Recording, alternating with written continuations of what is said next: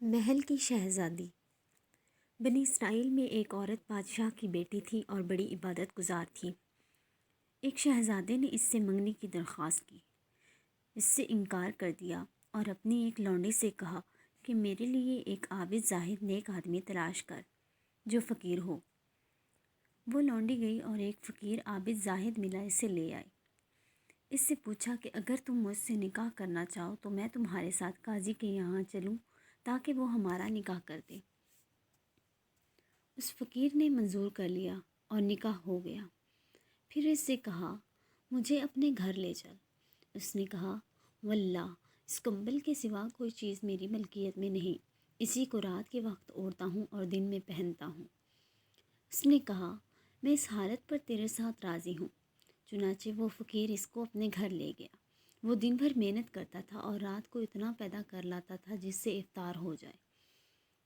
وہ دن کو نہیں کھاتی تھی بلکہ روزہ رکھتی تھی۔ جب ان کے پاس کوئی چیز لاتے تو افطار کرتی تھی اور ہر حال میں اللہ تعالیٰ کا شکر ادا کرتی تھی اور کہتی تھی اب میں عبادت کے واسطے فارغ ہوئی۔ ایک دن فقیر کو کوئی چیز نہ ملی جو ان کے واسطے لے جاتے۔ یہ امر ان پر شاق گزرا اور بہت گھبرائے اور جی میں کہنے لگے کہ میری بیوی روزہ دار گھر میں بیٹھی انتظار کر رہی ہے کہ میں کچھ لے جاؤں گا جس سے وہ افطار کرے گی۔ یہ سوچ کر وضو کیا اور نماز پڑھ کے دعا مانگی، اے اللہ آپ جانتے ہیں کہ میں دنیا کے واسطے کچھ طلب نہیں کرتا، صرف اپنی نیک بیوی کی رضامندی کے واسطے مانگتا ہوں۔ اے اللہ تو مجھے اپنے پاس سے رزق عطا فرما، تو ہی سب سے اچھا رازق ہے۔ اسی وقت آسمان سے ایک موتی گر پڑا، اسے لے کر اپنی بیوی کے پاس گیا۔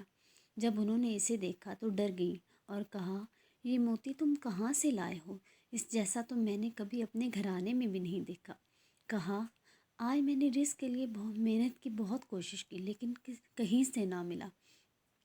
تو میں نے کہا میری بیوی گھر میں بیٹھی انتظار کر رہی ہے کہ میں کچھ لے جاؤں جس سے وہ افطار کرے، اور وہ شہزادی ہے، میں اس کے پاس خالی ہاتھ نہیں جا سکتا۔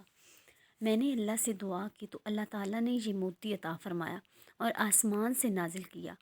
کہا اس جگہ جاؤ جہاں تم نے اللہ تعالیٰ سے دعا کی تھی اور اس سے گریہ وزارے سے دعا کرو اور کہو کہ اے اللہ میرے مالک، اے میرے مولا، اگر یہ شے تو نے دنیا میں ہماری روزی بنا کر اتاری ہے تو اس میں ہمیں برکت دے، اور اگر ہماری آخرت کے ذخیرے سے عطا فرمائی ہے تو اسے اٹھا لے۔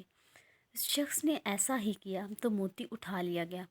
فقیر نے واپس آ کر اسے اٹھا لیے جانے کا قصہ بیان کیا تو کہا شکر ہے اس اللہ کا جس نے ہمیں وہ ذخیرہ دکھا دیا جو ہمارے واسطے آخرت میں جمع کیا گیا ہے۔ پھر کہا میں اس دنیا فانی کی کسی شے پر قادر ہونے سے پرواہ نہیں کرتی، اور اللہ کا شکر ادا کرنے لگی۔